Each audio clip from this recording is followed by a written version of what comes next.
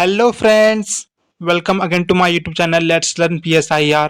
सो friends, कैसे हैं आप सब? आई होप आप सब बहुत ही बढ़िया होंगे, बहुत ही मस्त होंगे और काफ़ी बेहतरीन तरीके से अपनी पढ़ाई को कंटिन्यू कर रहे होंगे। सो फ्रेंड्स, हम लोगों ने स्टार्ट किया था एरिस्टोटल को पढ़ना, उनके बारे में जानना, जिसमें कि हम लोगों ने अभी तक उनके बायोग्राफी वाले पार्ट को काफ़ी अच्छे तरीके से देख लिया और उनके थ्योरी ऑफ स्टेट और थ्योरी ऑफ सिटीजनशिप को भी काफ़ी अच्छे तरीके से समझ लिया। और फ्रेंड्स, आज हम लोग करने जा रहे हैं उनके one of the best theory, the theory of slavery के बारे में। So friends, be energetic and let's get started. तो चलिए फ्रेंड्स, स्टार्ट करते हैं हम लोग थ्योरी ऑफ स्लेवरी को समझना उनके दिए गए एक प्यारे से कोट के साथ। From the hour of their birth some are marked out of for subjection, others for rule. Friends, ये जो कोट आप देख रहे हैं ये एरिस्टोटल के बुक द पॉलिटिक्स से लिया गया है। ठीक है, जिसके माध्यम से एरिस्टोटल हमें ये समझाना चाहते हैं कि एक्चुअली स्टेट में इनइक्वालिटी एग्जिस्ट करती है। ठीक है, क्योंकि ये नेचुरल है। नेचुरल किस तरीके से? क्योंकि उनका मानना है कि हर इंसान कभी भी इक्वल नहीं हो सकता, बराबर नहीं हो सकता है। कुछ लोग रूल करने के लिए होते हैं, यानी कि कुछ लोग शासन करने के लिए होते हैं और कुछ लोग रूल्ड होने के लिए होते हैं। मतलब कुछ लोग शासन के अधीन होते हैं, शासन के अधीन काम करते हैं और इसमें कुछ गलत नहीं है, क्योंकि नेचर ने हम लोगों को बनाया ही ऐसा है कि कोई भी इंसान इक्वल नहीं हो सकता। हर कोई मतलब डिफरेंस है, हर किसी के अंदर कुछ कमियां हैं, हर किसी के अंदर कुछ खासियत है। ठीक है, इसलिए इंसान कभी भी इक्वल नहीं हो सकता है और इसी बात को डिराइव करते हैं अपने वो थ्योरी ऑफ स्लेवरी के माध्यम से। Got it? तो चलिए फ्रेंड्स, हम लोग अब आगे बढ़ते हैं और आगे समझते हैं हम लोग अपने कंटेंट को कि हम लोगों ने जैसा पहले डिसाइड किया था कि हम लोग एरिस्टोटल को टोटल 10 पार्ट में कंप्लीट करेंगे। ठीक है, जिसमें उनके सारे थ्योरीज को बारीकी से काफ़ी अच्छे तरीके से हम लोग कवर करेंगे, जिसमें कि हम लोगों ने अभी तक सक्सेसफुली 3 वीडियोस कर लिए हैं, जिसमें से हम लोगों ने उनका इंट्रोडक्शन, उनका theory of state, theory of citizenship को काफ़ी अच्छे तरीके से पढ़ लिया। वो वीडियोस ऑलरेडी चैनल पे अपलोडेड हैं। अगर आप लोगों ने अभी तक नहीं देखा तो जाकर के आप लोग उन वीडियोस को पहले देख लें, ताकि आपको आगे की वीडियो समझने में और भी ज़्यादा आसानी हो। लिंक ऑलरेडी डिस्क्रिप्शन में प्रोवाइडेड है। आने वाली वीडियोस में फ्रेंड्स हम लोग इनके थ्योरी ऑफ स्लेवरी को, theory of property, theory of constitution, theory of justice, theory of revolution, theory of law, जैसे जितने भी थ्योरीज इनके हैं उन सारे को हम लोग बारीकी से पढ़ेंगे, काफ़ी अच्छे तरीके से पढ़ेंगे और लास्ट में हम लोग इनके क्रिटिसिज्म्स वाले पार्ट को भी देखेंगे।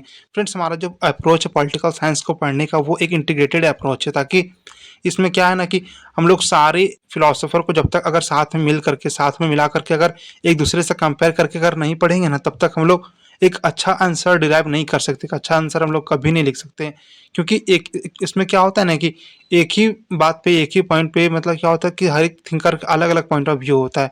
ठीक है, इसीलिए जब तक आपको सबके पॉइंट ऑफ व्यू पता नहीं होंगे किसी एक टॉपिक पे, तब तक आप एक अच्छा आंसर, एक अच्छा आर्ग्यूमेंट नहीं कर सकते हो, एक अच्छा मतलब आंसर डिजाइन नहीं कर सकते हो। इसीलिए फ्रेंड्स, हम लोगों ने एरिस्टोटल को प्लेटो से कंपेयर करके पढ़ रहा है। ठीक है, क्योंकि प्लेटो को हम लोगों ने पहले कंप्लीट कर लिया है। अगर आप लोगों ने अभी तक नहीं देखा है तो जाकर के पहले प्लेटो वाले सीरीज को कंप्लीट कर ले, ताकि आपको कंपेयर करने में, समझने में और भी ज़्यादा आसानी हो।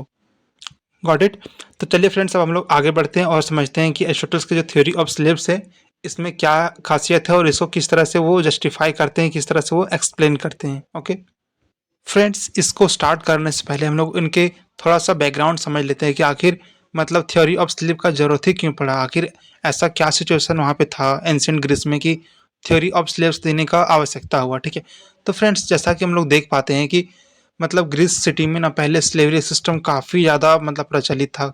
स्लेवरी सिस्टम कहने का मतलब है कि दास प्रथा वहाँ पे काफ़ी ज़्यादा मात्रा में प्रचलित था। इसीलिए वहाँ पे क्या था कि वहाँ पे एक कल्चर बन चुका था स्लेव्स का, कि मतलब क्लास जो था वो डिवाइडेड था स्लेव्स क्लास में और मास्टर क्लास में। वहाँ पे इस तरीके से डिवाइड था कि आप उसको इंस्टेंटली ख़त्म नहीं कर सकते थे, इस चीज़ को इग्नोर तो नहीं कर सकते थे, क्योंकि वहाँ पे दास प्रथा सोसाइटी का एक कल्चर बन चुका था। और इसीलिए एरिस्टोटल ने भी इस चीज़ को सप्रेस कभी नहीं किया, मतलब इस चीज़ को कभी इग्नोर नहीं किया, बल्कि उन्होंने, क्योंकि हम लोग जानते हैं कि एरिस्टोटल जो है एक प्रैग्मेटिक थिंकर है, वो हमेशा प्रैक्टिकल अप्रोच रखते हैं। ठीक है, वो हमेशा प्रैक्टिकल होकर के सोचते हैं, हमेशा ऑब्जर्वेशन के बेसिस पे बात करते हैं कि क्या सही है और क्या गलत है। ठीक है, और जैसा कि हम लोग जानते हैं एरिस्टोटल हमेशा एथेंस में रहे हैं, ग्रीस में रहे, तो उनको वहाँ का सिचुएशंस पता था कि स्लेवरी को अचानक से अगर वो बंद कर देते हैं या ख़त्म कर देते हैं तो वो एक वॉर का भी मतलब रूप ले सकता है, केओस क्रिएट कर सकता है, वहाँ पे सोशल डिसऑर्डर ला सकता है। इसीलिए उन्होंने क्या किया, स्लेवरी सिस्टम को प्रमोट किया। ठीक है, उनको सपोर्ट किया और उनको प्रमोट भी किया अपने थ्योरी ऑफ स्लेव्स के माध्यम से। ठीक है, तो हम लोग अब ये समझेंगे कि उन्होंने किस प्रकार थ्योरी ऑफ स्लेव्स को प्रमोट किया और आखिर किस तरह से उन्होंने मतलब स्लेव्स के राइट को भी प्रोटेक्ट करने का कोशिश किया। जबकि फ्रेंड्स हम लोग अगर प्लेटो के आर्गुमेंट को देखें तो हम लोग उसमें देखते हैं क्या कि उन्होंने मतलब स्लेव्स को डायरेक्टली इग्नोर कर दिया था और उन्होंने थियरी ऑफ कम्युनिज्म दिया था कि यहाँ पे कोई भी बड़ा छोटा कोई भी स्लेव या मास्टर नहीं होंगे, समझे। हर कोई इक्वल है, स्टेट में रहने वाला हर कोई बराबर हक रहता है। इसीलिए उन्होंने कम्युनिज्म थ्योरी लाया था कि कॉमन कम्युनिज्म थ्योरी का मतलब क्या होता है कि कॉमन ऑनरशिप। जो जो स्टेट में रिसोर्सेज है वो हर किसी में इक्वली डिवाइडेड होगा, हर कोई मतलब उसका इक्वली हकदार होगा, ठीक है। अगर वहाँ पे मेल है, फीमेल है या फिर कोई भी है, मतलब कोई भी थर्ड जेंडर है, वहाँ पे हर किसी को इक्वल राइट्स मिलेंगे, किसी का भी ज़्यादा नहीं होगा, किसी का भी कम नहीं होगा। सब स्टेट के अंदर होंगे और स्टेट का जितना भी रिसोर्सेज होगा वो हर किसी के पास इक्वली डिवाइडेड होगा। ये किसका मतलब पॉइंट ऑफ व्यू था? ये आर्गुमेंट था प्लेटो का, ठीक है। तो यही फ्रेंड्स होता है डिफरेंस। अगर आप मतलब सारे फिलोसोफर को इंटीग्रेट करके पढ़ो, ठीक है, तो आपको सारे मतलब थिंकर्स का पॉइंट ऑफ व्यू देखने को मिलता है कि इस चीज़ पे इन्होंने क्या मतलब बात रखी थी इन्होंने, और इस थिंकर ने इस बात पे क्या अपना पॉइंट ऑफ व्यू दिया था, ठीक है। क्योंकि प्लेटो ने हमेशा सबके साथ एक जैसा ट्रीट करने की बात की थी कि हर कोई स्टेट में इक्वल है और इसीलिए सबके साथ एक जैसा ही ट्रीट किया जाए। तो चलिए फ्रेंड्स, अब हम लोग ये समझते हैं कि एरिस्टोटल ने इसे किस तरीके से जस्टिफाई किया, किस तरीके से इन्होंने एक्सप्लेन किया कि ये सही है स्टेट के लिए। तो फ्रेंड्स, एरिस्टोटल ये कहते हैं क्या कि जो स्लेव सिस्टम है, जो स्लेवरी सिस्टम है, वो नेचुरल है, ठीक है। उस ये नेचर का देन है, इसीलिए इस पे हम लोग कुछ भी मतलब कर नहीं सकते, ये एग्जिस्ट करेगा ही। और वो ये भी कहते हैं कि वो यूजफुल है, ठीक है, वो बेनिफिशियल है, किसके लिए? स्टेट के लिए भी और बाकी सारे इंडिविजुअल्स के लिए भी। किस तरीके से बेनिफिशियल है? तो वो कई सारे फैक्टर्स में बेनिफिशियल उसका बताते हैं कि किस तरीके से ये बेनिफिट दे सकता है, ठीक है।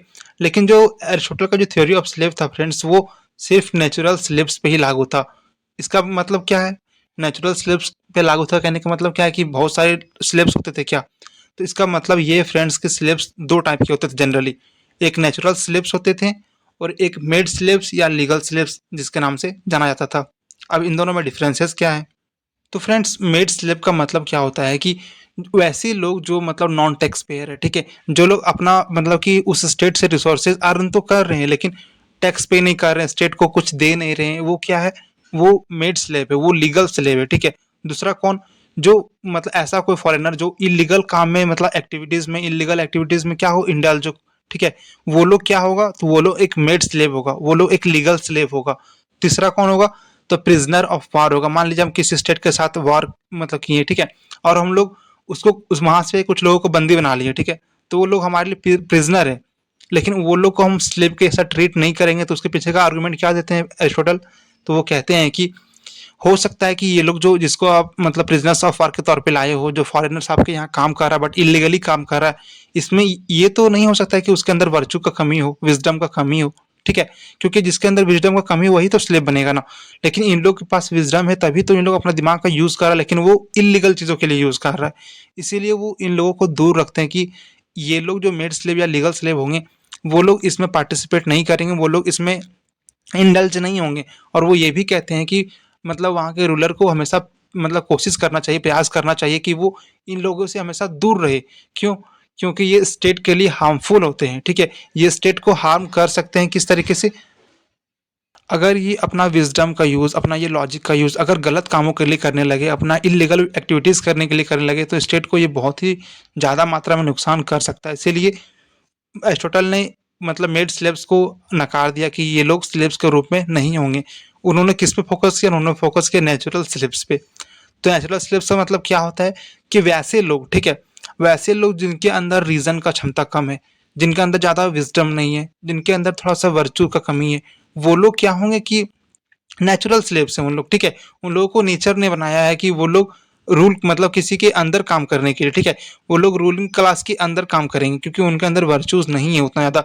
अगर हो सकता है उन लोग कुछ डिसीजंस लेंगे तो उन लोग को खुद को ही हार्म कर दे, क्योंकि उन लोगों के पास उतना बौद्धिक ज्ञान नहीं है कि उन लोग उतना मतलब हाई लेवल पे डिसीजंस ले सके और खुद के साथ मतलब जस्टिफाई कर सके, ठीक है, जब खुद के साथ जस्टिस कर सके। इसीलिए उसको हेल्प चाहिए, किसका? मास्टर्स का हेल्प चाहिए।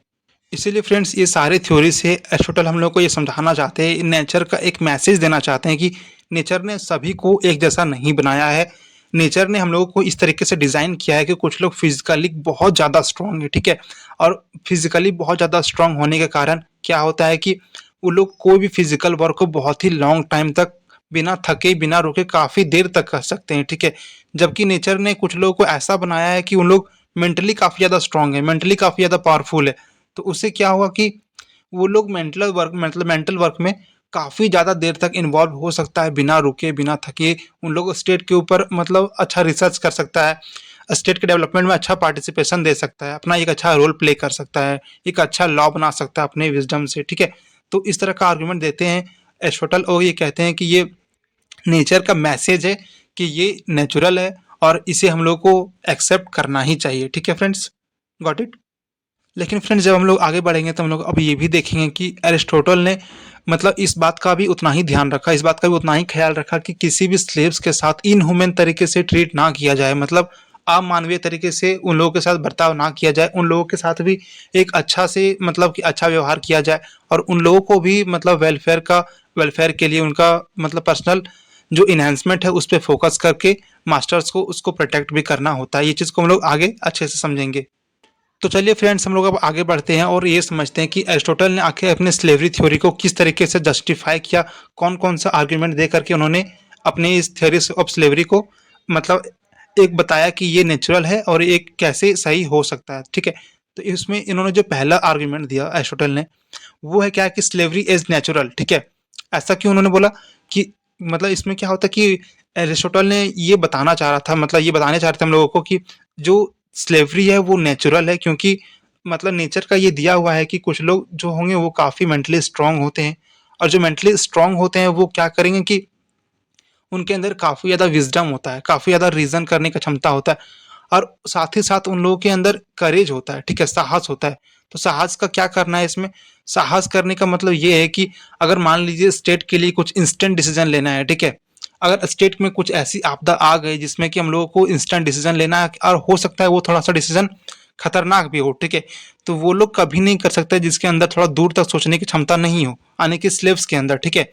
इसीलिए जिसके अंदर मेंटली स्ट्रांग होंगे वो डिफरेंशिएट कर पाएंगे कि क्या अच्छा है, क्या बुरा है, ठीक है? और वो सेम टाइम में अच्छा डिसीजन ले सकेंगे एक करेजियस का एग्जाम्पल देते हुए, ठीक है? तो एरिस्टोटल कहते हैं कि ये सारा जो क्वालिटीज़ है, जो मेंटली स्ट्रांग का जो क्वालिटीज़ वो बता रहे हैं, वो किनके अंदर लाइज करेगा? तो उनके अकॉर्डिंग वो मास्टर्स होंगे, ठीक है? जो मास्टर्स क्लास के होंगे, जो मतलब प्रोपर्टी क्लास के होंगे, जो मास्टर्स होंगे, उनके अंदर ये वर्चूज़ लाई करता है कि वो मेंटली काफ़ी ज़्यादा स्ट्रांग होते हैं और वो इस तरीके के डिसीजंस को काफ़ी ईज़िली वो ले सकते हैं। वहीं पे फ्रेंड्स वो ये भी कहते हैं कि कुछ लोग फिज़िकली स्ट्रांग होते हैं, काफ़ी ज़्यादा फिज़िकली स्ट्रांग होने के कारण क्या होता है कि वो काफ़ी ज़्यादा देर तक फिज़िकली काम कर सकते हैं, ठीक है? और उनके अंदर क्या है ना कि थोड़ा-सा रीज़न कम होता है, उनके अंदर थोड़ा-सा करेज कम होता है, साहस कम होता है, ठीक है? वो लोग डरते हैं किसी भी बात को करने के लिए, जबकि वो लोग फिज़िकल वर्क जो उन लोगों को दे दो वो बहुत ही लंबे समय तक वो लोग कर सकते हैं। लेकिन अगर आप थोड़ा-सा उन लोगों को अपना माइंड का यूज़ करके कुछ डिसीज़न्स लेने के लिए बोलो, कुछ हार्श डिसीज़न लेने के लिए बोलो, तो वो लोग थोड़ा-सा डर जाते हैं कि क्या ये सही होगा? इसीलिए वो ये कहते हैं कि उन लोगों को ज़रूरत है एक रास्ता का, एक पाथ का ज़रूरत है, एक गाइडेंस का ज़रूरत है, ठीक है? क्योंकि अगर उन लोग अपने लिए डिसीज़न्स लेगा तो हो सकता है उन लोग खुद के लिए गलत डिसीज़न्स ले ले, जो कि वही लोग को हार्म करने लगे। इसीलिए कोई ऐसा चाहिए जो उन लोगों के बिहाफ़ पे डिसीज़न ले, स्लेव्स के बिहाफ़ पे डिसीज़न ले। तो एरिस्टोटल कहते हैं ऐसा कौन करेगा? तो ऐसा गाइडेंस जो उन लोग को दे सकता है वो मास्टर्स हैं, और जो इस तरह का गाइडेंस मतलब लेंगे वो स्लेव्स कहलाएँगे, जो कि नेचुरल होंगे, ठीक है? वो नेचुरल स्लेव्स होंगे, मेड स्लेव्स नहीं, नेचुरल स्लेव्स होंगे। इस प्रकार वो जस्टिफाई करते हैं कि स्लेवरी जो है वो नेचुरल है, ये इसका नेचर का देन है, ठीक है? दूसरा आर्गुमेंट वो देते हैं फ्रेंड्स नेसेसरी का। वो कहते हैं क्या कि ना तो ये सिर्फ नेचुरल है बल्कि ये नेसेसरी भी है। किस तरह से वो बताते हैं इस चीज़ को? तो फ्रेंड्स एरिस्टोटल कहते हैं क्या कि स्लेवरी नेसेसरी इसलिए है क्योंकि उस समय क्या होता है कि स्लेवरी का काफ़ी ज़्यादा नीड था, ठीक है? क्यों क्यों नीड था? क्योंकि स्टेट को डेवलप करना था। स्टेट को डेवलप कौन करेगा? तो मास्टर्स करेंगे। अपने विज़डम के साथ, अपनी करेज के साथ, अपने वर्च्यू के साथ उस स्टेट को वो डेवलप करने में एक अच्छा रोल प्ले करेंगे। लेकिन कब करेंगे? जब उनके पास ज़्यादा टाइम होगा, ठीक है? ज़्यादा टाइम उन लोगों को कब मिलेगा? अगर मान लीजिए उन लोगों के पास कोई ऐसा स्लेव हो, ठीक है? जो उन लोगों का हेल्प करता हो हर एक चीज़ में। अगर वो हेल्प कर रहा है तो उससे क्या होगा कि बाकी सारे कामों के लिए जो मतलब मास्टर्स कार्य जो उनके लिए यूज़फुल नहीं है, उससे टाइम मिल जाएगा। अब उन लोग को जो लीज़र टाइम मिलेगा, उसमें जो खाली समय मिलेगा, उस चीज़ को वो स्टेट के काम के लिए डिवोट कर सकते हैं। तो वही यहाँ पे एरिस्टोटल ये कहते हैं कि ये नेसेसरी इस तरह से है क्योंकि अगर स्लेव्स मास्टर के साथ रहेंगे, ठीक है, उनका कुछ काम करेंगे तो उनको सपोर्ट मिलेगा मास्टर को, उनका काम बहुत ही कम हो जाएगा और उनका काम अगर कम होता है तो वो अपना सारा टाइम डिवोट कर पाएंगे स्टेट के लिए और डायरेक्टली इनडायरेक्टली वो स्टेट का वेलफेयर में काम आएगा। और स्टेट का वेलफेयर में काम आएगा तो क्या होगा कि एक पूरा स्टेट एक साथ डेवलप करेगा।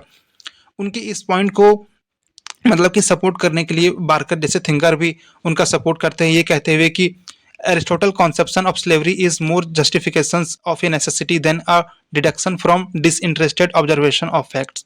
इसका फ्रेंड्स क्या मतलब होता है? तो बार्कर जैसे थिंकर इनको सपोर्ट करते हुए ये कहते हैं कि मतलब ये मतलब मानते हैं कि उस समय का ये जरूरत है, ठीक है, स्लेवरी सिस्टम उस समय का जरूरत है, इसीलिए जो एरिस्टोटल का जो थ्योरी ऑफ स्लेवरी का जो कॉन्सेप्ट है वो ज़्यादा इंपॉर्टेंट है इसके मतलब इस कंपैरिजन में कि कुछ लोग उसको डिसइंटरेस्ट करके दिखा रहे हैं, कुछ लोग इस बात से नकार रहे हैं मानने से कि स्लेव गलत है, ठीक है।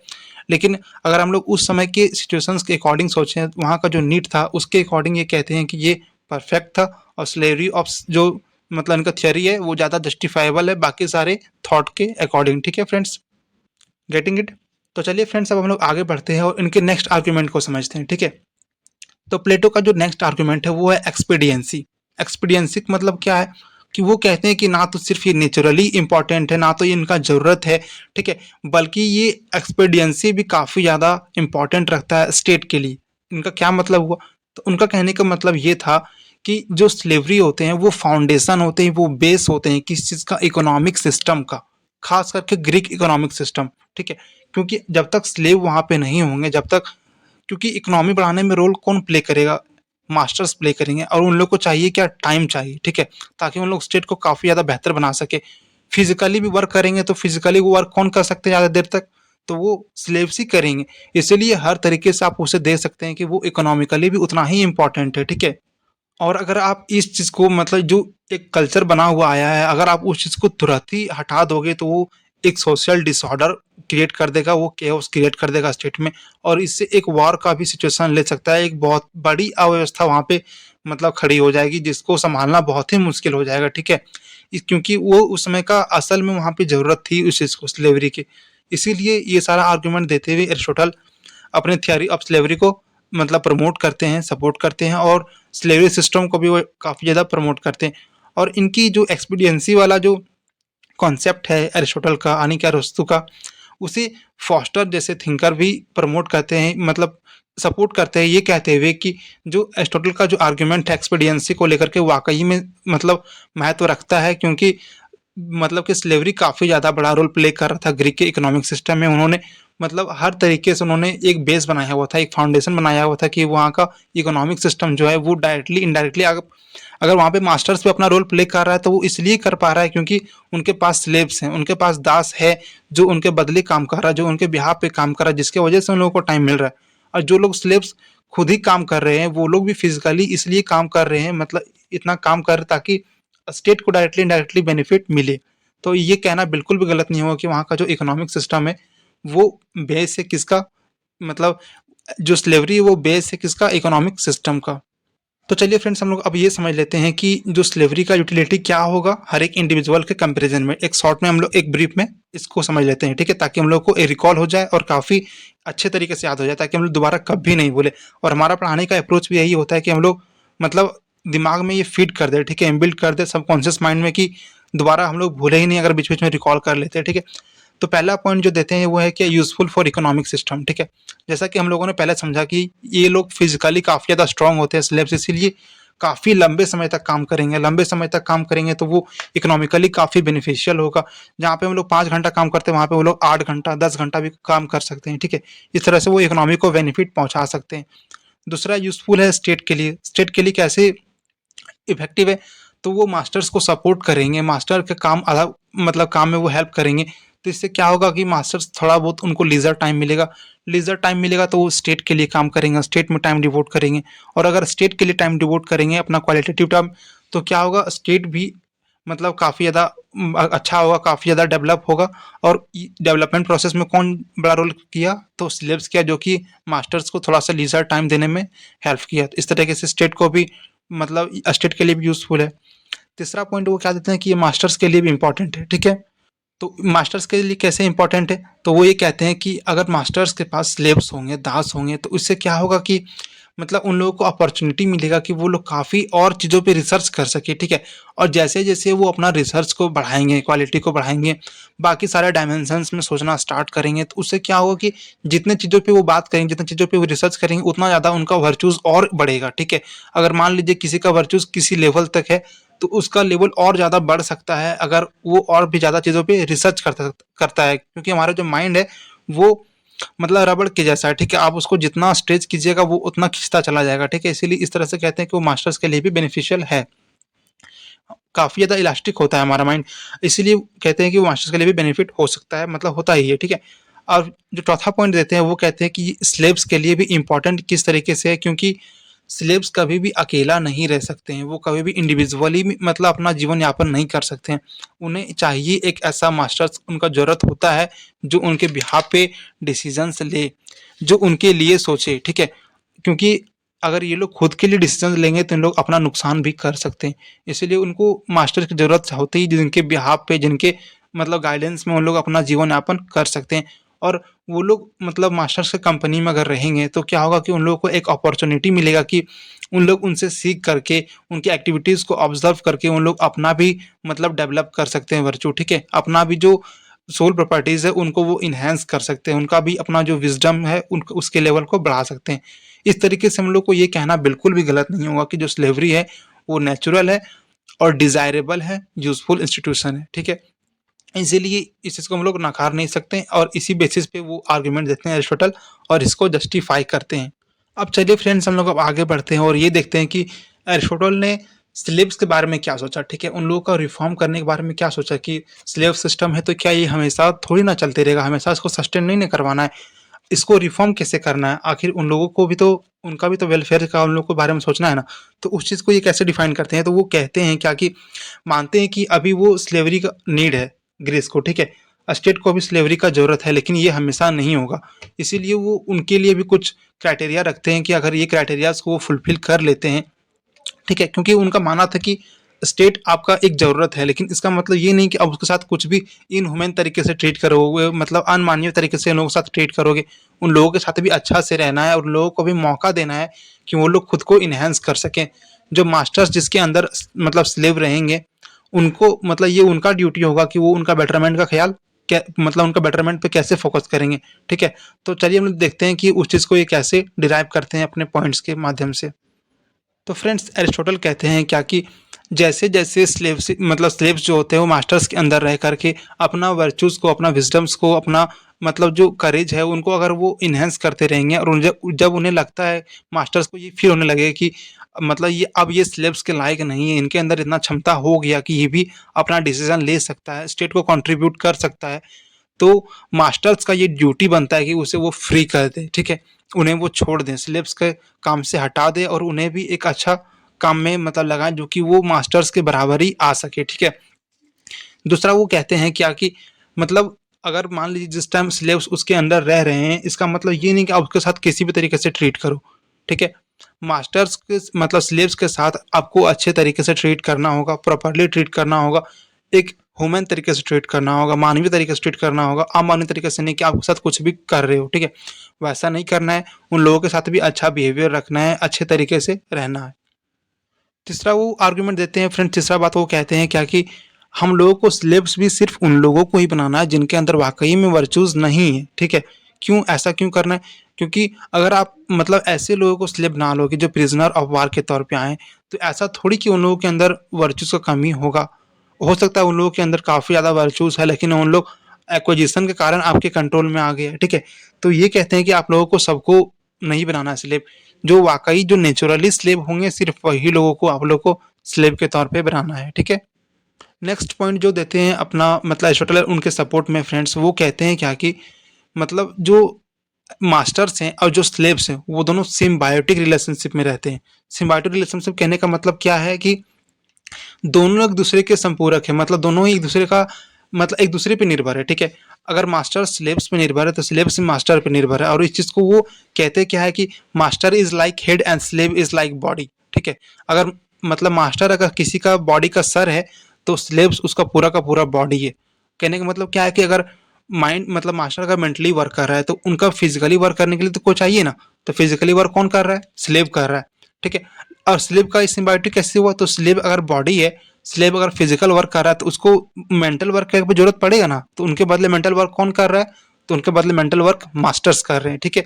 तो इस तरीके से वो डिफाइन करते हैं, जस्टिफाई करते हैं कि ये दोनों सिम्बायोटिक रिलेशन है, कॉम्प्लीमेंट्री एक दूसरे का, इसीलिए एक दूसरे को मतलब इन दोनों एक दूसरे से अलग नहीं रह सकते हैं। इसीलिए दोनों को ही मतलब एक दूसरे के साथ अच्छा ट्रीट करना चाहिए, ठीक है। प्रॉपरली मतलब अच्छा से ट्रीट करेगा तो क्या होगा कि दोनों का ही डेवलपमेंट काफ़ी अच्छे तरीके से हो सकता है।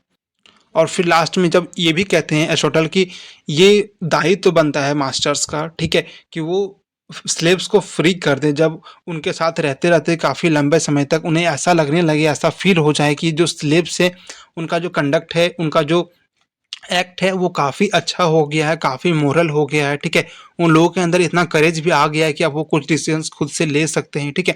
जब इस तरीके का एहसास उन लोगों को होने लगे कि उनके अंदर कुछ थोड़ा बहुत रीजनिंग का क्षमता आ गया, वर्चूज़ आ गया उनके अंदर, तो ये ड्यूटी बनता है, ये रिस्पॉन्सिबिलिटी बनता है मास्टर्स का कि वो लोगों को वो फ्री कर दे, काफ़ी अच्छे तरीके से बिना उस पे किसी तरीके का प्रेशर बनाए। ठीक है फ्रेंड्स, इस तरीके से हम लोग देखते हैं क्या कि एरिस्टोटल ने ना तो सिर्फ मतलब सेल्युलर सिस्टम को प्रमोट किया बल्कि उन्होंने इस बात को भी बताया कि हम लोग इस चीज़ को कैसे दूर कर सकते हैं। अभी नहीं, बट कभी ना कभी ज़रूर होगा, और किस प्रोसेस से होगा उन्होंने इस चीज़ को भी बारीकी से बताया। तो चलिए फ्रेंड्स, हम लोग अब आगे बढ़ते हैं और ये समझते हैं कि मतलब कुछ थिंकर्स ने आखिर इसे क्रिटिकली कैसे इवेल्युएट किया है, ठीक है। तो चलिए हम लोग आगे बढ़ते हैं और इस चीज़ को समझते हैं।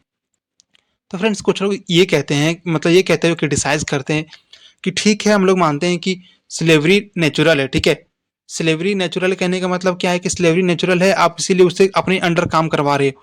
लेकिन हम लोग नेचर में नहीं रह रहे हैं, ठीक है, हम लोग सोसाइटी में रह रहे हैं। कहने का मतलब क्या हुआ? अब नेचर में क्या होता है कि वहाँ पे सर्वाइवल ऑफ द फिटेस्ट का रूल चलता है। मतलब कि जो सबसे ज़्यादा ताकतवर रहेगा वो अपने से कमज़ोर को दबा सकता है, जो ताकतवर रहेगा वही सिर्फ रह सकता है, सर्वाइव कर सकता है, ठीक है।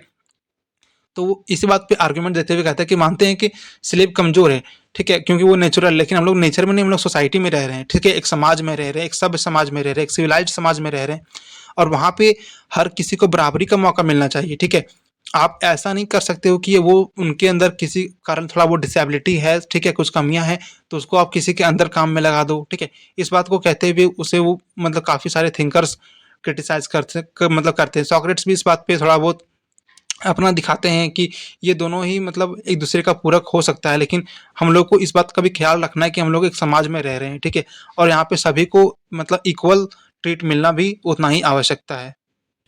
आगे हम लोग देखते हैं कि काफ़ी सारे थिंकर ये भी कहते हैं क्या कि जो उस समय जो चल रहा था उसका मतलब जो कंटेम्प्रेरी टाइम था उस समय का अकॉर्डिंग, या अभी के टाइम में भी हम लोग देख सकते हैं, तो हर किसी का मतलब जो डिग्निटी होता है, ह्यूमन डिग्निटी होता है, वो उन लोगों को प्रोवाइड कराना ज़रूरी है। हर लोगों को रिस्पेक्ट चाहिए होता है।